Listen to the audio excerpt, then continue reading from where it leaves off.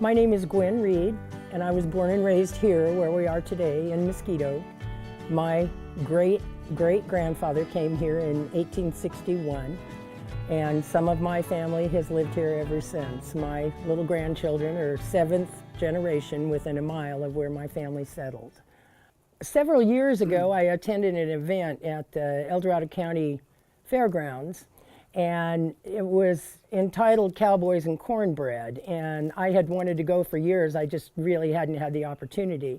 And they had people who recited poetry and sang songs, and they had a couple of cowboy poets. And cowboy poetry is something totally different than anything else. It's telling a story that really means something to you, and sometimes it's done with cadence, and sometimes it just sounds like somebody telling a story. And 90% of the time it's from working people, and it's from people who have experienced the things that they talk about. Well, having watched that, I thought, you know, I could do that. I'm gonna do that. When I think back and wonder what really inspired me or ever made me think that I could write or perform or do any of these things, I realized that I was extremely blessed to have been the great-granddaughter of a woman who was a teacher. And from the time I was big enough to sit up, she would sit me on her lap and read to me. She read me all the classics, and they were stories that I never forgot and that I absolutely loved. And I think she instilled the love of the written word in me at a very young age.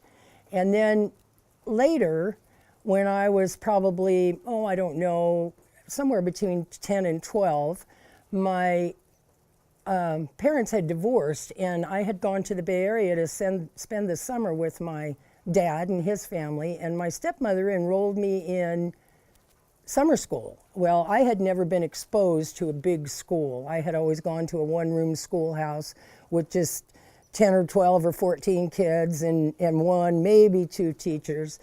And I'd never been exposed to a really big school and to everything that goes on there. And she had enrolled me in a creative writing class. And it was fun. It was really fun. And along through that class, we wrote essays and we did different projects and things. And after I had finished that and had come home, we received word that that teacher in that class had submitted one of my essays to a children's magazine, and it had been accepted and published. I was never fortunate enough to even see the article published, but I was thrilled to know that I had written something that was going to be shared with that many people, and that I was capable of doing that. It was a really exciting thing for me as a kid. One of the things that that teacher really stressed in that class was for us to be aware of our surroundings and to really pay attention to our surroundings, to really look at things and make an imprint in our mind, in our memory of what those things were like. To look at a flower or to look at a tree, but to really see that flower or that tree or that person, an individual, and to really recall what stood out about that. So I started doing cowboy poetry, and the very first event that I attended was that event the following year at the El Dorado County Fairgrounds. Ladies and gentlemen, I give you the 49ers.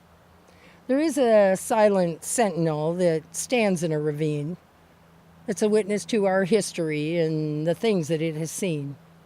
It can't talk, but if it could, it'd spin for us a tale of the men called 49ers that would trudge and ride and sail to reach this place where gold was found and live to tell the tale. So it kind of got me on the road to really doing that seriously. And I'm sure that I can thank those teachers for that, for instilling that in me, and for giving me the courage and the confidence, even though I was in my 60s, to feel like, you know what, I can do that. I can do that.